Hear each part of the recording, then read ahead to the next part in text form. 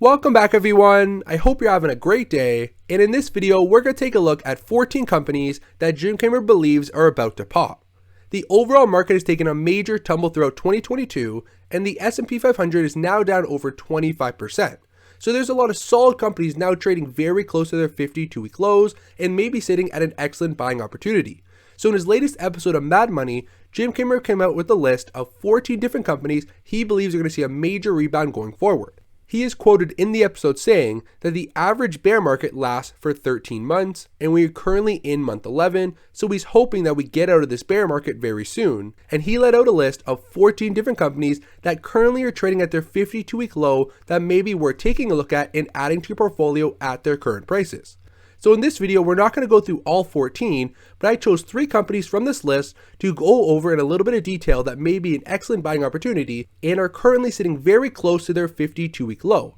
And if you take a look at the list, it includes KeyCorp, Bank of America, JP Morgan Chase, Accenture, ServiceNow, Domino's, Yum Brands, Generac, Stanley Black & Decker, S&P Global, American Tower, Crown Castle, SBA Communications, and Mid-America Apartment Communities. So of these 14 companies, the 3 I chose are not some of the big names like KeyCorp, Bank of America, or JP Morgan Chase. I chose 3 other brands to show you a little bit more about the companies in detail. They have solid fundamentals, they continue to expand year after year, and maybe worth taking a look at for your own portfolio at these current prices. So Jim Cramer, of course, is a personality. He's a CNBC analyst. Some people love him, some people hate him, but in this video, we're going to focus on 3 of the 14 companies he put out for his list of stocks he believes is going to grow coming out of this bear market going forward over the next few months. But before we jump into that first company, I am going to ask you to please hit that like button and subscribe. I'm the Gen Z investor, and on this channel we talk about the stock market, go over any major stock market news, and of course we track the progress of my own stock portfolio that currently sits at a value at $155,000. So I am going to ask you to please hit that like button and subscribe. And now we're going to move into stock number 1, which is ticker AMT for American Tower Corporation. This is a REIT. It currently trades for $197 per share, and on the 1-year chart, it's down over 26%, so it's seen an equal drop similar to the overall S&P 500.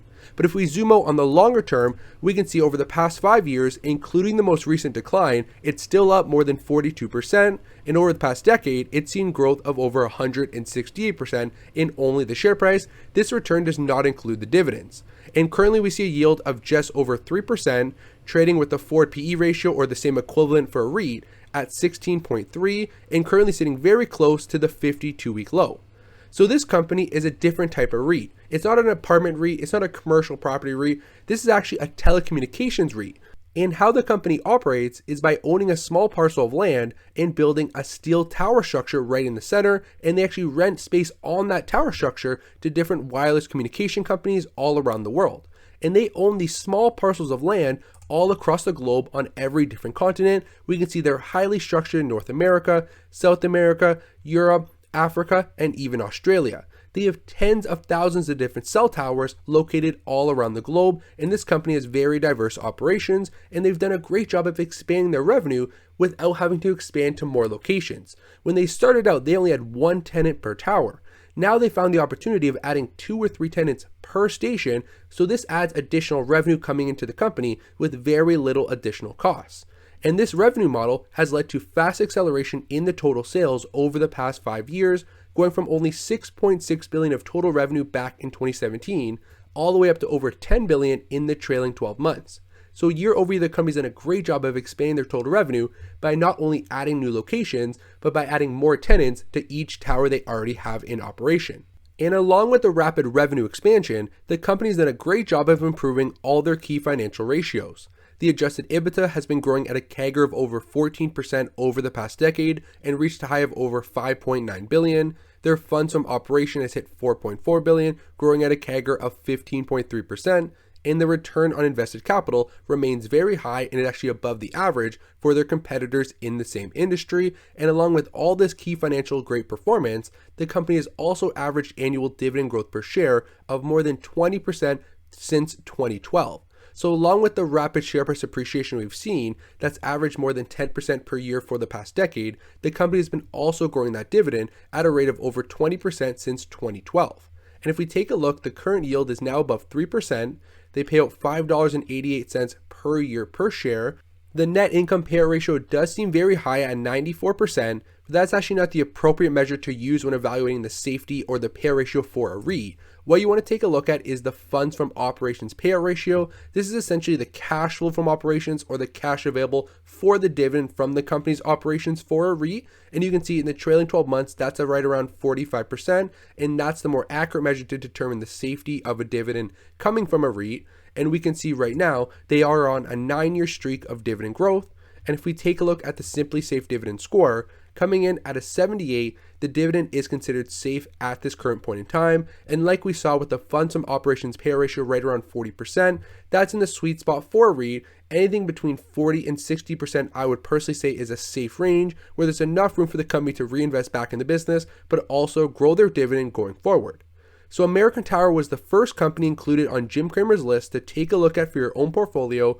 Do some research in the company. It's a very interesting REIT, and if you want to get into the real estate sector but don't want to own a traditional REIT like a commercial REIT or a residential REIT, American Tower is definitely a brand to take a look at.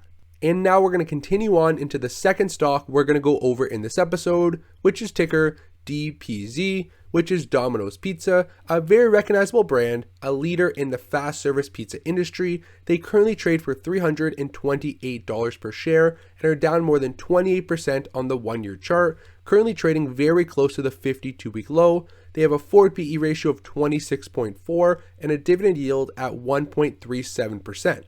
If we zoom out to take a longer term perspective, Domino's Pizza has seen some great share price appreciation, up more than 76% in the past 5 years, including the major decline over the past 12 months, and during the past decade, they're up more than 700%. So the company over the longer term has performed very well. They are a leader in North America's global quick service restaurant pizza industry. They have over 18,000 global stores. They're in 90 different markets. They operate with a 98% franchise rate and currently sit at 20% of the global market share in quick service restaurant pizza. So of all the quick service pizza brands, they own 20% of the global market, and within the United States alone, they dominate 22% of their total market, which is absolutely incredible. They've generated over $17.8 billion of total revenue in the trailing 12 months, and another area in which they lead is their use of technology in the pizza industry. Right now, over 75% of their US sales comes from a digital channel. Our entire economy is shifting online, and Domino's is currently leading in that industry. They have over 29 million active users on their rewards program, and they have some of the best order tracking software in the pizza industry right now. And all these key metrics have led to incredible growth over the past decade. We can see global retail sales. So all around the world, they're averaging a CAGR at 9.8% to a total of over $17.8 billion in the trailing 12 months. Their operating income has been growing at a CAGR at 11.9% to over $780 million. And what's a key, very important growth metric for the company is their earnings per share have grown at a CAGR at over 24% over the past decade, which is absolutely remarkable. And how they're able to grow their EPS at such a fast rate over their operating income at pretty much double the rate as their operating income has grown over that same time span is because the company does a ton of share buybacks.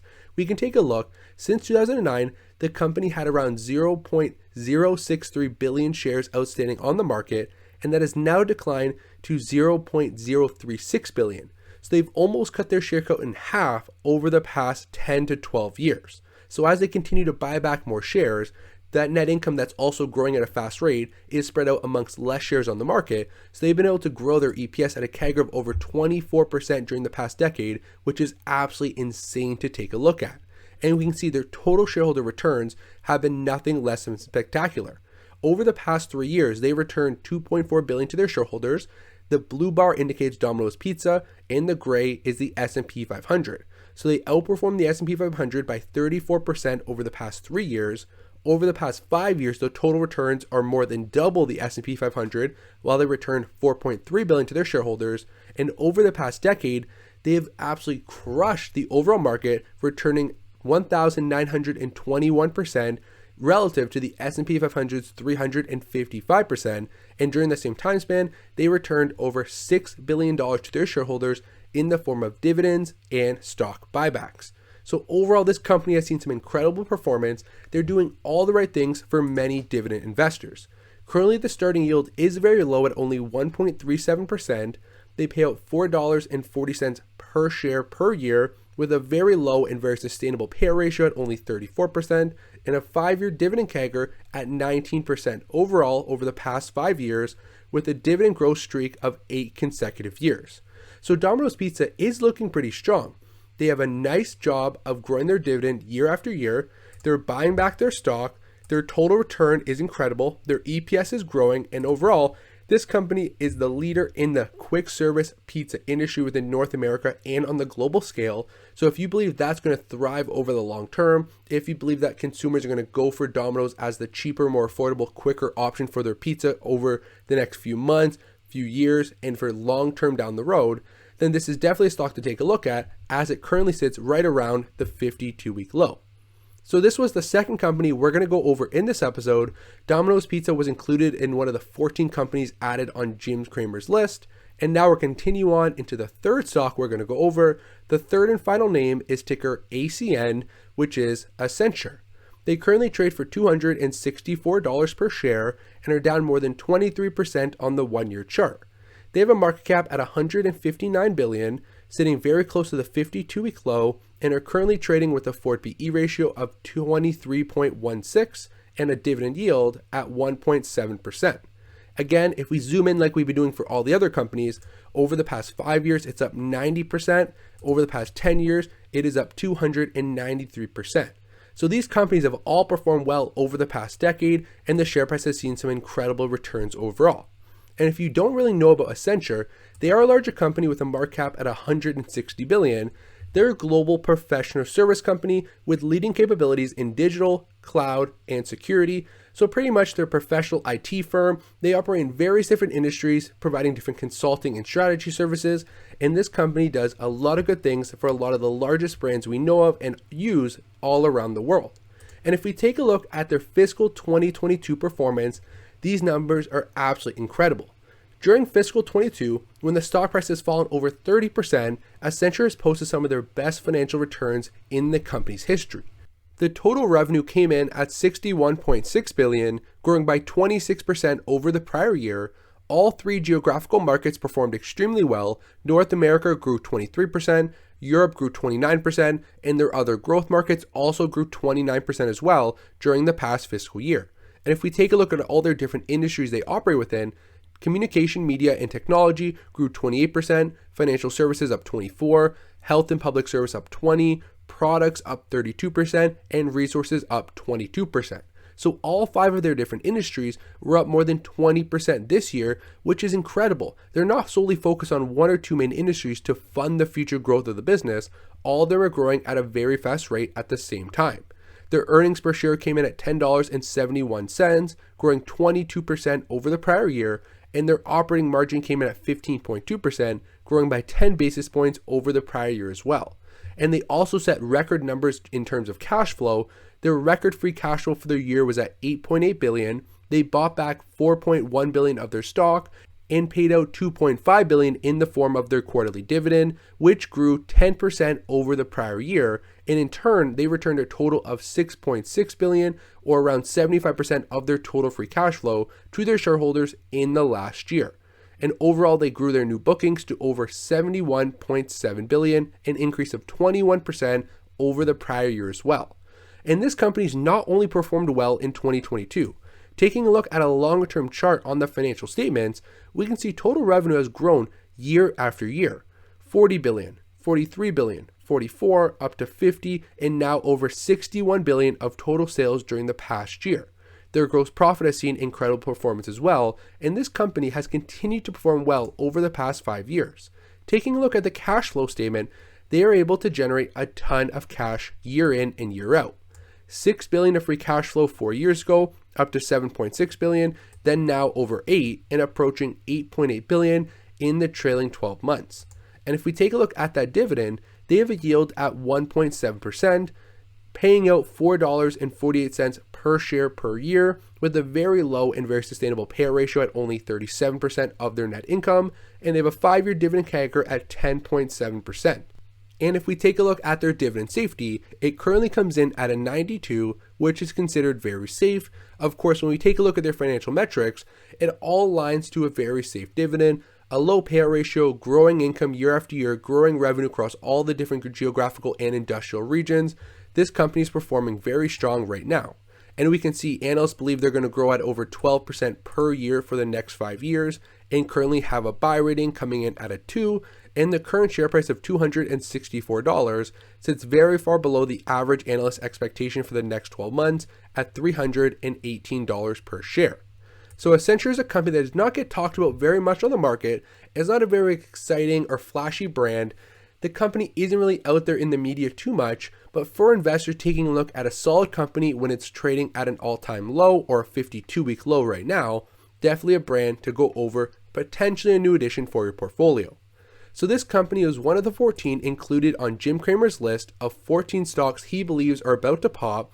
You can watch him on Mad Money every weekday going over his thoughts on the market, answering different consumers' questions. And overall, he put out this list on a recent episode with 14 different brands. I'll show you once again.